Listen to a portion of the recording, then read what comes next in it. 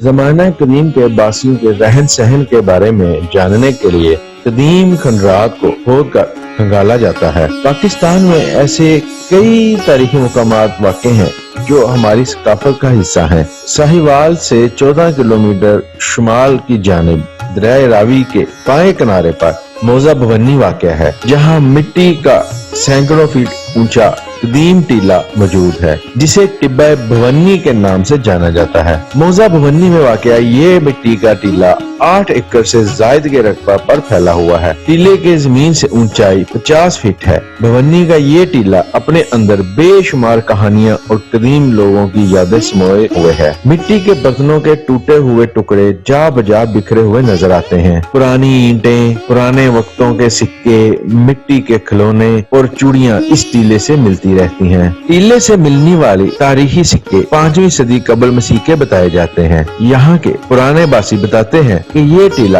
کئی صدیاں پرانا ہے اور یہ لوگ اپنے آباء و اجداد سے سنتے آئے ہیں کہ اس ٹیلے کی اونچائی 150 فٹ سے بھی زائد تھی، جو وقت کے ساتھ ساتھ اور بارشوں کی وجہ سے کم ہوتی گئی۔ اب ٹیلے کے اوپر جانے کے لیے کئی راستے بن چکے ہیں۔ کسی زمانے میں ٹیلہ دریائے راوی کا حصہ ہوا کرتا تھا، لیکن اب دریا ٹیلے سے دور ہو گیا ہے۔ اب اس جگہ پر لوگ کھیتی باڑی کرتے ہیں۔ بارشوں کے دوران ٹیلے سے بہت سی اشیاء ملتی ہیں جو مقامی لوگ اٹھا کر لے جاتے ہیں۔ محکمہ آثار قدیمہ کی جانب سے کوئی حفاظتی دیوار نہیں بنائی گئی اور نہ ہی اس کی تاریخی اہمیت کی جانب توجہ دی جا رہی ہے۔ حفاظتی اقدامات نہ ہونے کی وجہ سے جسے بھی جو ملتا ہے وہ یہاں سے لے کے چلا جاتا ہے، حالانکہ ان اشیاء کو تاریخی نوادرات کا حصہ بنانا چاہیے۔